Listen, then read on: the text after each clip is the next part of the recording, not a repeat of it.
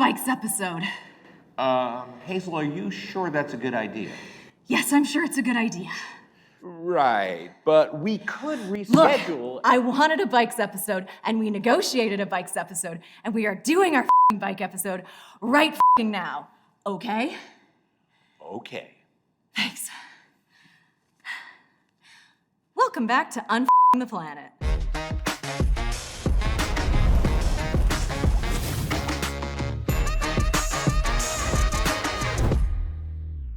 Cars are easily the most visible, talked about, and controversial causes of climate change. But they're also basically mandatory in the majority of North America, where car-dependent infrastructure heats up cities, mows down biodiversity, and causes untold millions of cases of road rage. Keeping us stuck in traffic and creating so much smog that sometimes we think we're being attacked by chemical weapons. And we can try and solve it with EVs and hyperloops and rocket pants.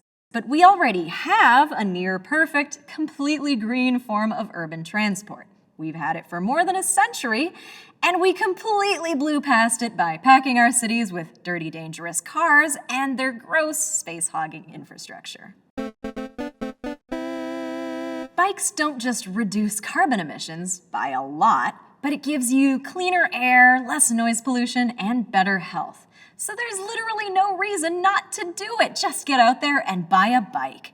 And while you're at it, this premium bike lock or these stylish padded pants that come with these convenient clips to keep them out of the chain, and all this for just $19.99 plus $25.99 shipping and handling. Oh, just bike. Get a grip. I'm supposed to what? Haul my 3 kids in my bike basket? You totally should do that. Look at these cute attachments you can put on your bike. Yeesh, this targeted marketing is getting really specific. Okay, so I'm supposed to drag my 3 kids all the way to school every day and then bike 5 miles to work? That sounds exhausting. Well, fun fact, exercise is actually good for you. Studies show that I have asthma. Well, you can get an e-bike. They're like $2,000. Well, you can afford your stupid giant soccer mom suburban SUV. Excuse me? Look, all I'm saying is biking is fun, cheap, and easy, and there are solutions to all these problems. Even so, it's not safe. Safe? Let me get this straight. You expect me to cycle down an actual highway breathing car fumes for like 10 miles a day just to save a few pounds of CO2 while the Kardashians are up there doing donuts in their private jets? You want me to put my life at risk, my kids at risk, all while dodging a bunch of huge idiots in big trucks, all of whom, by the way, hate cyclists? Well, they won't hate cyclists once we tell them all about the climate benefits of cycling. Hey! You're supposed to be the straw man character. The straw man isn't supposed to win the argument. Maybe think about someone other than yourself for once. Or at least other versions of yourself. I'll be back, Miss Strawman. It's Amanda. I'll be back, Amanda Strawman, and I'll win this argument. I just need to Google some stuff. A few days later. Okay, let's do this. So, we can all already agree that using a leg-powered bike is way better for the planet than a fossil fuel-powered mini living room on wheels with a surround sound system and an engine and for some reason lately a giant iPad, and then, parking that metal living room. Bikes are such an obvious solution. If cycling trips replaced just 6% of car trips, we would save up to $1.2 billion in climate damage and $780 million in health costs. That's right, health costs. Physical health, obviously, and also mental health. Cyclists report better moods and less stress because cycling provides you with all 3 key pillars of mental health: exercise, time in nature, and not sitting behind some idiot stopped in traffic who's on their phone like, come on, dude, just go. And if you're one of them, think of the children types. Cycling is better for kids' health, independence, and brain development. Kids who bike or walk to school have better developed internal GPSs, and I know that's true because I grew up in LA and had to get driven everywhere, and now the GPS part of my brain looks like a shriveled up raisin. I have to use Google Maps to find my refrigerator. Where's the script? Does someone have my script? Oh, I'm sitting on it. Okay, now where's the camera? See what I mean? This could be your children. And this is why bikes were used in cities way before the car. So let's dive into the history. They say the first bicycle was created in 1817 by German inventor Karl von Drais, the Swift Walker. God, things used to have such kick-ass names. Maybe we really should go back to the old days. Oh yeah, right, with the racism and the sexism. Ah well, even after pedals were added, bicycles, now called velocipedes, God, that's cool, they did get off to a pretty bumpy start, literally. Wooden tires and 19th century roads made riding these things so jarring, they were nicknamed the Bone Shaker, which is also very cool. Ride the bone shaker today. Okay, new show. We don't have to convince people to ride bikes or provide subsidies for bike lanes. We just have to call them shit like Death Seat and Nad Hammer, and they'll sell themselves no matter how groin-crushing they are. Wait, no, Amanda, I'll do the safety stuff soon, I promise. But first, these prehistoric bikes then evolved large front wheels because bigger wheels made you go faster, I guess. If you think today's cyclists look stupid, just try it on one of these babies. By the late 19th century, though, all those problems were solved by the addition of pneumatic tires and the chain drive, and the modern bicycle was born.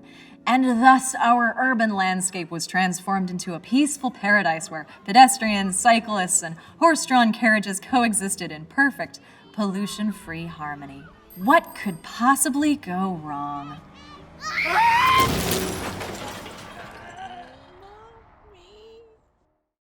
Oh yeah, that. The automobile was never the most efficient way of navigating crowded urban streets, but they got their way by demonstrating an amazing, state-of-the-art ability to kill anyone who couldn't afford one. But murder alone wasn't enough for the noble automobile. Soon, all the free urban real estate was devoted to car lanes and parking spots, and walking became a privilege that you were only allowed to exercise at certain corners at certain times. And you could still bike if you were cool with Nad Hammer being an actual thing that happened to you. But even that wasn't enough for cars. They wanted to make sure that we didn't just make way for them. Cars needed us to think that their shit was sexy.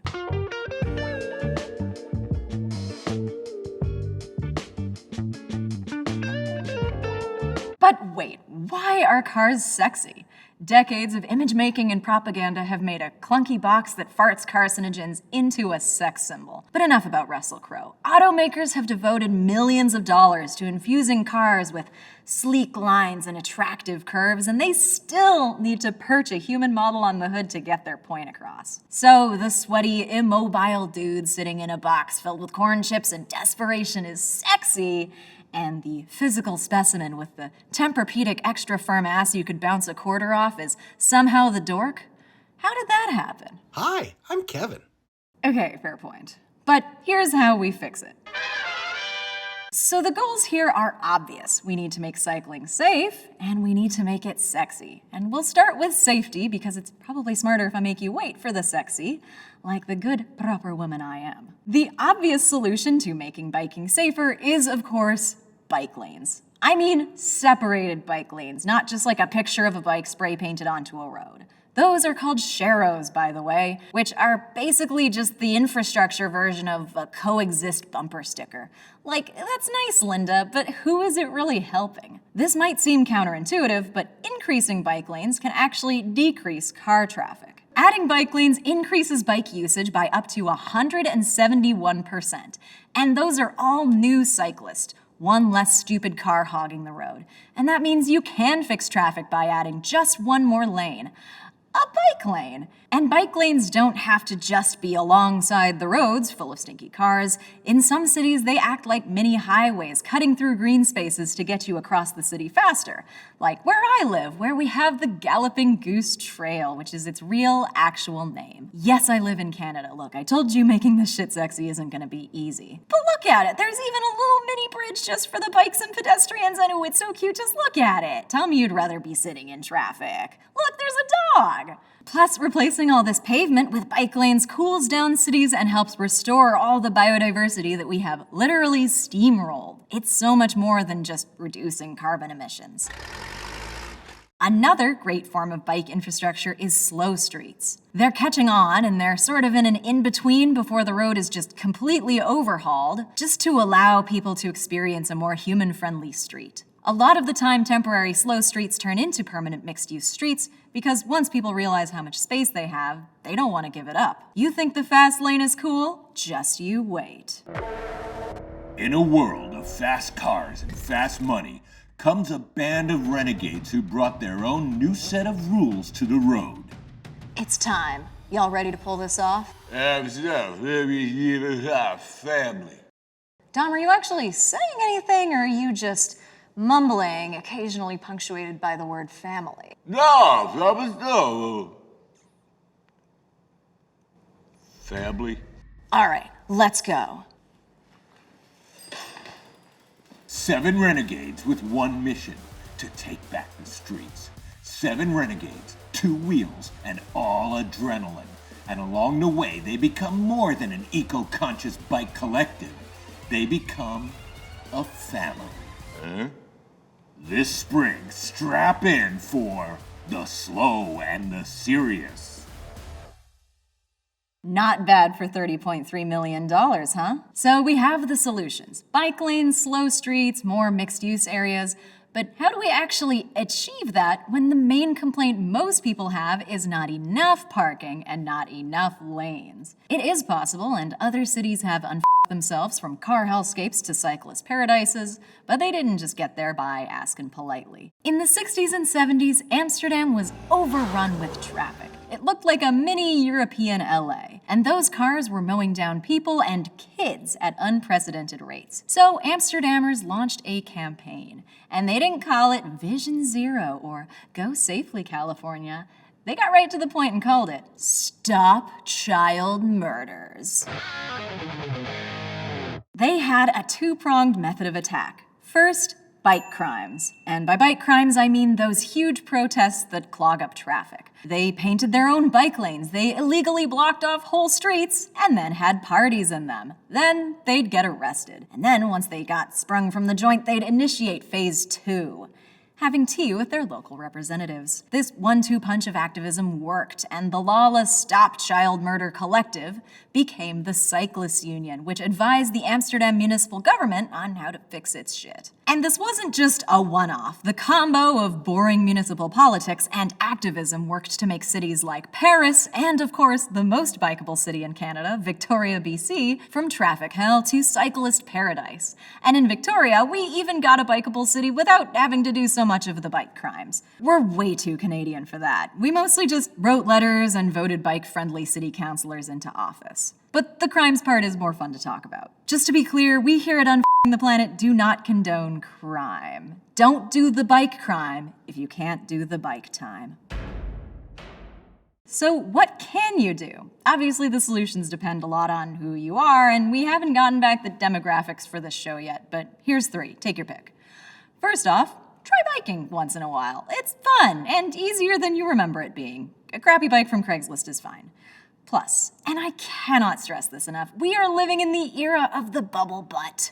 Brett Glute Guy Contreras wishes his $500 hip thruster 3.0 built a better butt than a bike. And hey, if you already bike or are the opposite and say no way will I be caught dead on a bicycle, you'll still probably benefit from a city designed for humans. Even if you're a driver, it means less yahoos on the road who suck at driving. That's me, by the way. Before I sold my car, I drove like a 90-year-old blind dog trying his best. You don't want people like me on the roads. And one last thing, and this is for everyone. Just be more annoying than your most annoying NIMBY neighbor, Linda. Your city council members read every email, and most of them are probably coming from the extras in Parks and Rec. It's not a question of fairness, it's separation. I'm going back to Russia, Commie. Hey, you go back to Russia! And you go back to wherever you came from! So, a polite request for a bike lane or mixed-use zoning might go a long way. And if you point out the economic benefits, of which there are many, you may even be able to skip the auditing, the researching, the surveying, the study to maybe think about adding a bike lane part. And well, if they don't listen, nobody votes in municipal elections, so it would only take you and a couple of your buddies voting to overthrow their reign of car-centric terror. Biking, and cities in general, is probably one of those climate solutions where us normals can actually make the biggest difference. Unlike Amazon deforestation or evil agribusiness or oil company shenanigans, biking is a cause that has to be done city by city, which means you, yes you, can actually make a difference. And quickly. I really need to check my privacy settings. So, what if you and your kids could safely bike bus to school and then you could make your way to work either on slow streets where cars had to go under 20 miles an hour, or you had your own physically separated lane and you could take longer trips on efficient, well-run public transit? Then would you bike? Sometimes? We did it! Yes, yes, yes, yes. How did they get balloons in here? Wow, we sure learned a lot today. If you like what you saw and want to see more, smash that subscribe button, smash that notification button, smash that like button, smash that share button, smash that comment button. Am I missing any? I think that's it.